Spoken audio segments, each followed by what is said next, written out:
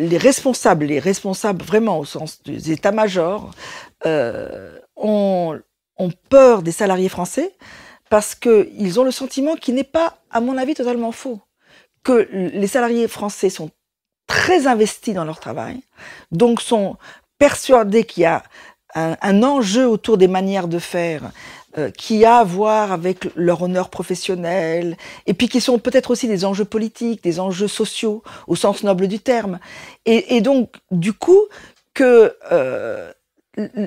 compte tenu de l'urgence et de la guerre économique dans laquelle on se trouve, on n'a pas le temps d'en passer par là, et qu'il faut trouver les moyens d'obliger les salariés à faire comme on leur dit, indépendamment de cette aspiration qu'ils ont à réellement bien faire et à mettre le plus possible d'eux-mêmes dedans.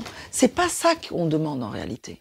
On ne demande pas tellement de mettre véritablement de soi-même dans le travail, mais le management demande de mettre du soi-même conformisé, je ne sais pas si on peut dire ça comme ça, dans le travail. C'est-à-dire, c'est pas un soi-même spontané, c'est un soi-même canalisé, standardisé, on pourrait dire, par ou selon les critères managériaux en cours. Et parce que c'est vrai que par exemple, ce que dit Philippe Diribarne, c'est très intéressant. Il dit, dans certains pays, les salariés, ils sont dans une relation contractuelle avec leur employeur. Bon. En France, c'est pas tellement la relation contractuelle, c'est une relation d'honneur. C'est pas parce que mon employeur me paye que je vais faire n'importe quoi au travail. Je vais faire ce que j'estime noble, grand, ce que j'estime utile, ce que j'estime me refléter. Bon. Un autre salarié inscrit dans une logique contractuelle va dire, bon, ce que me demande mon employeur, c'est pas futé. Mais c'est son problème, c'est lui qui me paye. C'est lui qui va avoir le résultat qui va utiliser le résultat de mon travail.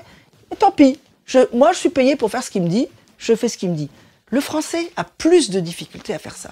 Il va avoir envie de faire comme il l'entend. Bon.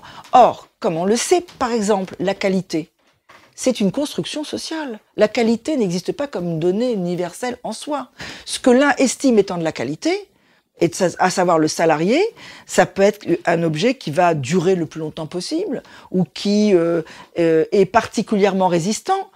Du point de vue de l'employeur, ça veut peut-être plutôt être quelque chose qui présente bien et dont l'obsolescence est garantie, au contraire. C'est-à-dire qu'il ne va pas durer trop longtemps. Ben oui, pour être rentable. Donc, autour de cette question de la qualité, il y a véritablement une bataille de points de vue professionnelle. Ce qui est rentable pour les uns ne fait pas honneur au métier pour les autres.